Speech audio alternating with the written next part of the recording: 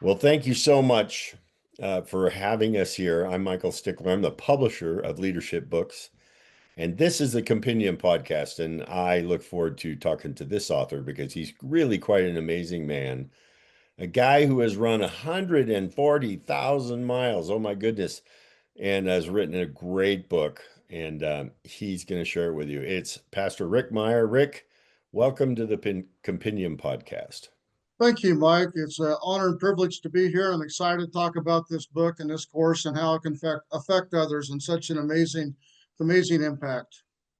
So why, you're a long distance, well, we're a long distance runner. How do they tie together? Tell me about how you came up with the idea of this book and God and running. I've grown up as Christian, but as far as the book, like I said, I ran over 140,000 miles, and I always like to joke, not all at once. When I moved to Manhattan High School as a high school junior, our coach, Bill Congleton, he had just amazing quotes. And they were so powerful because he used them in a specific context. And I find that too often we have these quotes that throw around everywhere. I quote here, quote with there, quote everywhere. But without a context, they lose their power. It's sort of like throwing an arrow as one that you'd use for bow and arrow rather than, slinging it out of a gun. In the specific context, in the most powerful context, an arrow provides food for the family. It provides shelter. From the different products you get out of there. Well, a quote is the same way. If you just throw quotes around, they really don't have that much effect. But if used in the right context, they're so powerful. And I want to share these powerful quotes because I just love helping them. And that comes from the Christianity part of myself. I strive to hopefully love others as much as I love myself and try to. And I've seen the power of these quotes, not only on myself, but hundreds and thousands of others as well. And so I wanted to get out of there. I want to share the context, and I want to share application beyond just the context that I originally heard them in. That sounds powerful. And so tell us about the book. What's in the book? What are the readers going to get out of it? And then we'll talk a little bit about the course. Sure. The book has, like I said, the quotes, and then when I originally heard the quote, who I heard it from and when I heard it. And I put that in there for a specific purpose. I realized that just because that's the first time I heard that quote, somebody else may have said it 100 or 200 years ago or 2 hours before or somewhere else. So I acknowledge where I heard it from, and then I give the context of where I heard it, to add that power to it. And then I add a modern day application or application outside of those contexts. And then I have a devotion, and then I have a meditation. The Bible mentions meditation, I think it's over 100 times, I believe, and how powerful meditating is. It increases our gamma rays, which, to make a short story long, meditating increases our critical thinking. And as a friend of mine, Charlie Gibbs, used to say, critical thinking means it's critical that we think. Right. And so this book has, I don't remember the exact number of quotes, 20 or 30, from 2 Hall of Fame coaches, a mentor, as well as some of my own. Wow, powerful, powerful. So is this book for runners only? No, it's not. It's for anybody. I recently saw, somebody say they purchased it for their entire basketball team. A former championship world-class runner, one that just literally barely missed the Olympics at one time by just the slimmest of margins. He said that every young athlete should read this book. And I've shared it with not only young athletes, I've shared it with older people, both former athletes and non-athletes. It's for anybody that wants to instigate, that wants to ignite their inner fire of desire, that wants to give that much more, that wants to push themselves beyond their previously known limits, and somebody that wants to let go what is familiar and comfortable and let that go and grab their shovel and dig for the gold mine of greatness that we all have within us, trusting in the Lord with all of our heart, all of our mind, all of our soul. Wow. And the course, it's slightly different, isn't it? It's called The Power of the Mind. What is that? Tell us.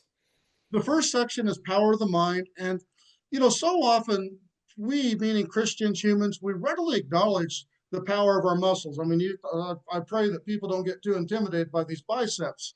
And I know they're Oh small. no. We readily acknowledge the power of our physical body. However, it seems that too often when we start speaking about the power of the mind, Christians in particular, oh, like you're bringing out the boogeyman. Yeah.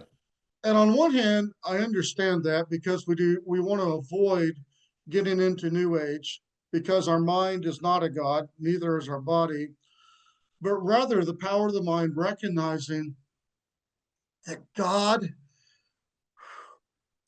Himself, who made us, who wove us in our mother's womb, who made our souls, who planned us before who knows how long, who put us on this earth for specific purposes, made our mind specifically for us and for His desires for us.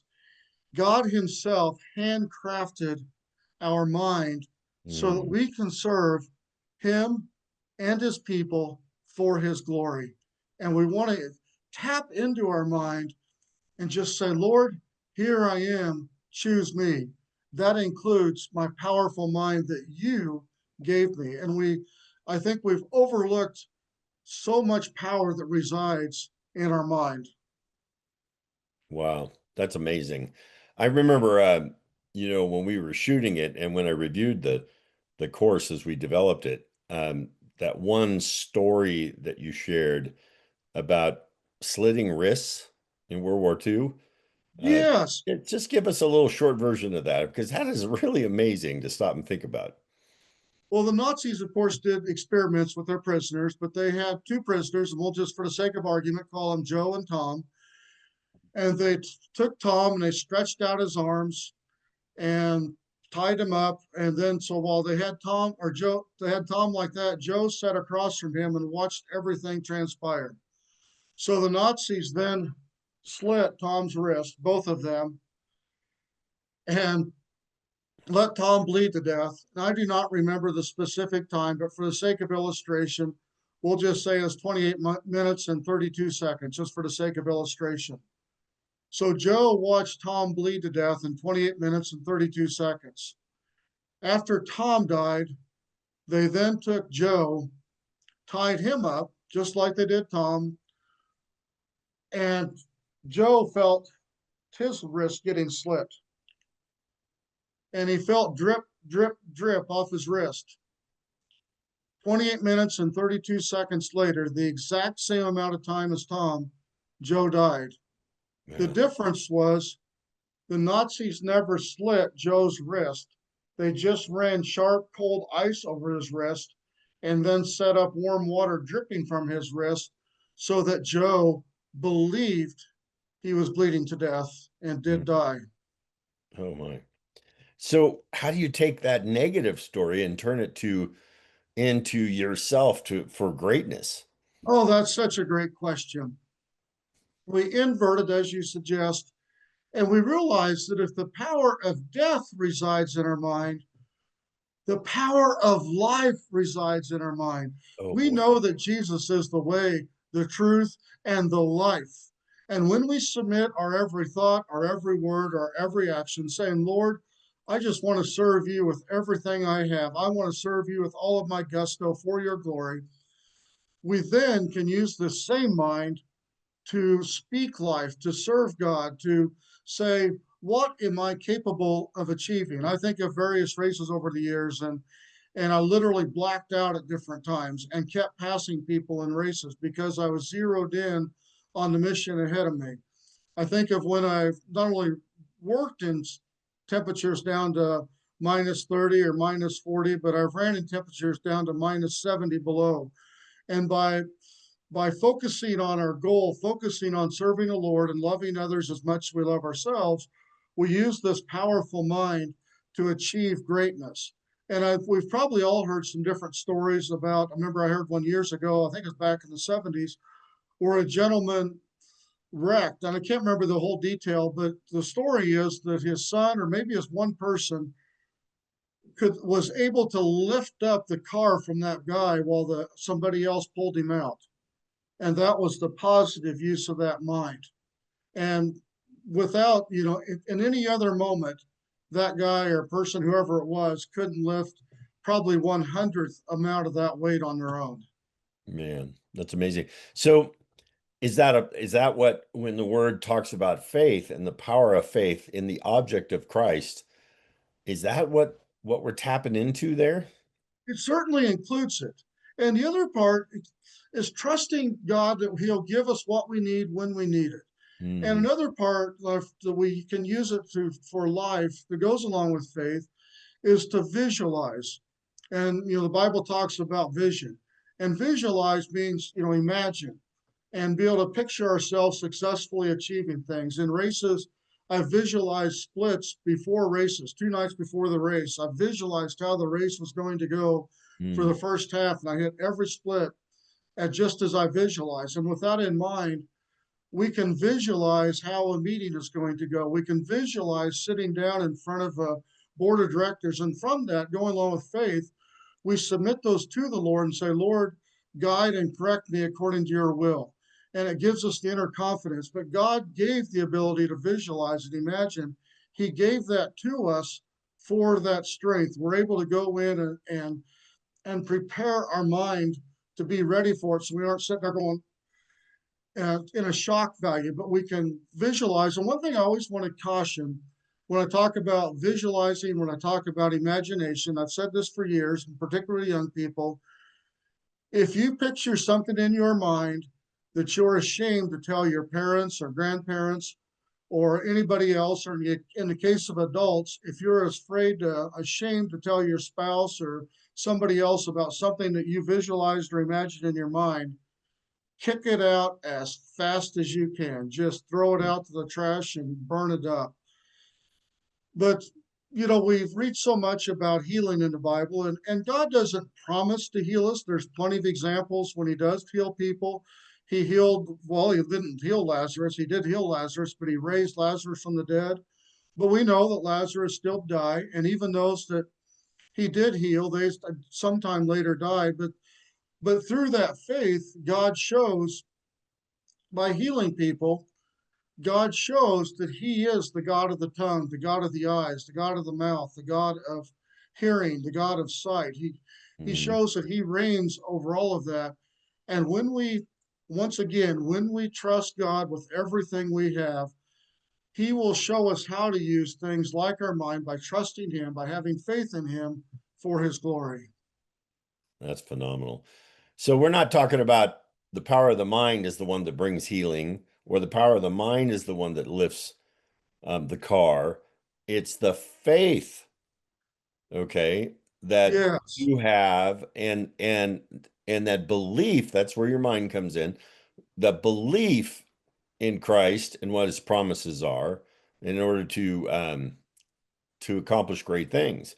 And is that what you do as an athlete? The same kind of process? yes, it is. And thank you for making that clarification. But yes, it is. And that's where the running on faith slogan came. I don't remember if it was in the early 90s or maybe even 40 years ago back in the 80s when I was running, and I came up with, coined the term running on faith. I can't, you can, we are. It's not me, but it's Christ who is in me. Oh, Lord, yeah. I need you. Thank you for leaving that, cramp, that twinge, whatever it might be. Thank you for leaving that in my body to remind me that you are the one that gives me power. You are the one that gives me health. And so, Man. yes, it's all focused on glorifying Him and recognizing that everything comes from Him and Him alone. So we've got a copy of the book there. Just go ahead and show the audience. Now, folks, if you'd like to get a copy of Rick's book, or if you'd like to sign up for his course, you can do that right here. It's right below, or maybe it's right up above or over here. I don't know where it is on the page, but somewhere it's on the page is a link to go ahead and get the book and the course. And I think your life will be changed by it. Rick is a phenomenal author, and an incredible man of God. And I just want to thank you for being here, Rick. Thank you, Mike. Until next time, make sure that you like this page, click on the link below, subscribe, and make sure that you come back over and over again to the Compendium Podcast, where we find some of the greatest authors alive today and share their story. All right, till next time, may God bless you, each and every one of you. Bless you.